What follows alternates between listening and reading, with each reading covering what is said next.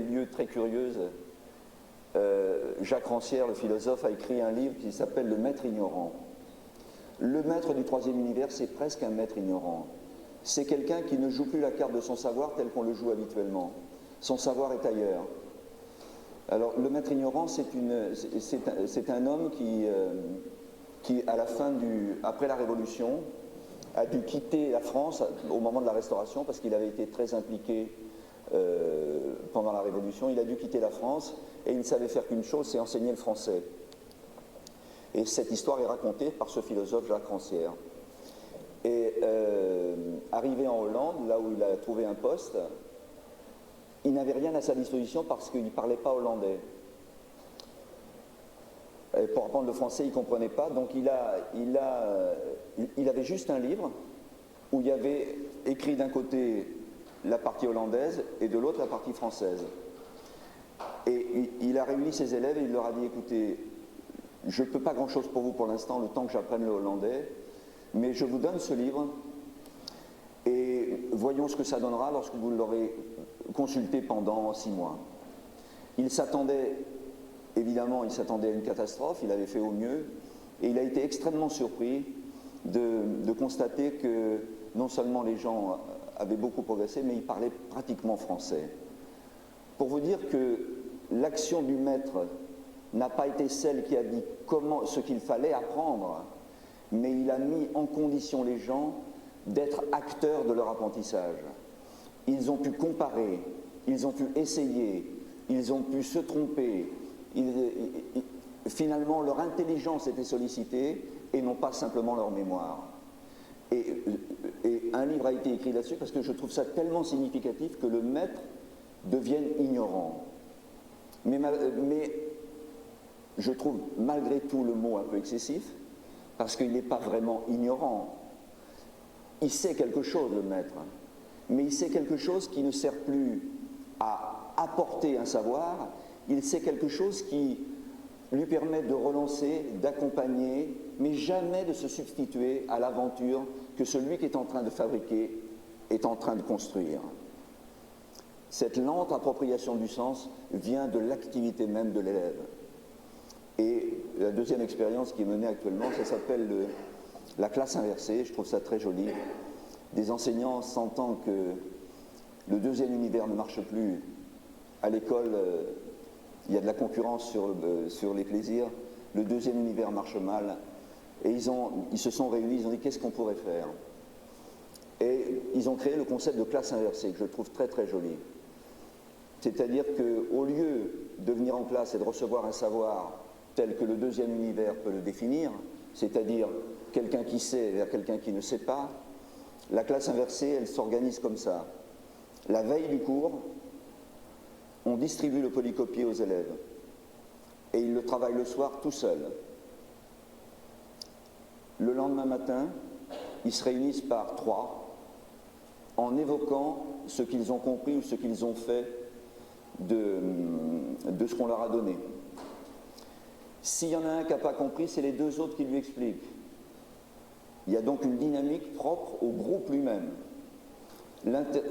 L'intervenant reste relativement extérieur au processus tant que, si vous voulez, si les 3 ne comprennent pas, il y a une intervention de l'enseignant. Mais elle est très tardive et très subtile et elle ne s'impose pas. Je crois qu'il faudra que nous fabriquions des athlètes géniaux en nous y prenant autrement. Et s'y prendre autrement, c'est respecter la dynamique que seuls peuvent créer et la singularité que seuls peuvent créer.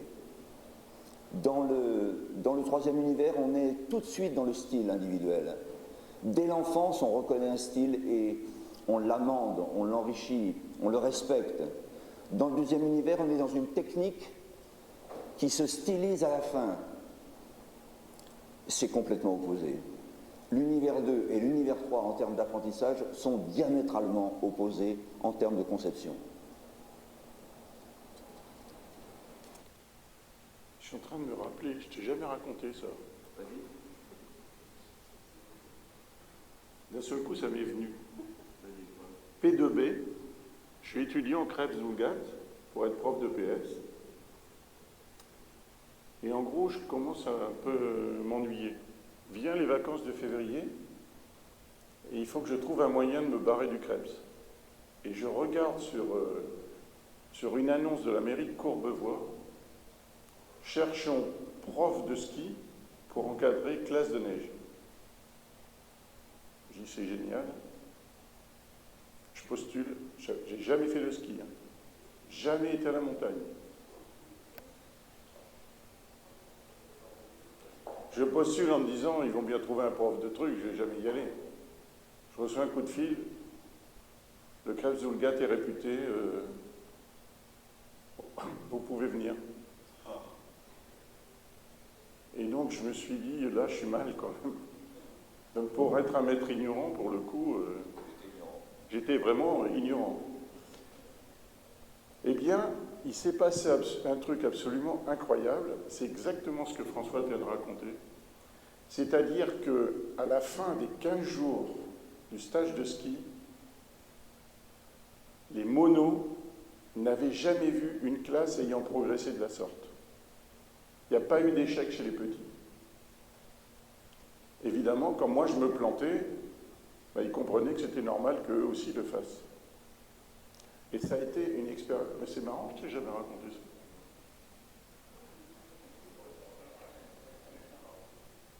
C'est exactement ça. C'est... Si vous voulez, un des thèmes du maître ignorant, c'est que pour apprendre, on a besoin de l'activité de celui qui apprend. Dans le deuxième univers, on pourrait presque se passer de l'activité de celui qui apprend. Ce qui compte, c'est le contenu. Dans le troisième univers, si vous voulez, c'est les 4 mots de la joie de Misrahi. C'est rêver, fonder, aimer, agir. C'est les 4 verbes du troisième univers. Et ces verbes évidemment, sont les seuls, parce que, bon, il faudrait que j'aille un peu plus loin pour vous dire certaines choses, mais je ne peux pas vous le dire parce que j'ai pas assez avancé, mais je veux vous dire que c'est les seuls qui procurent de la joie. Vous savez, Spinoza, qui est un grand philosophe, a dit « La joie, c'est l'augmentation de la puissance d'agir ». On est heureux lorsqu'on augmente sa propre puissance d'agir. Le deuxième univers n'augmente pas votre puissance d'agir.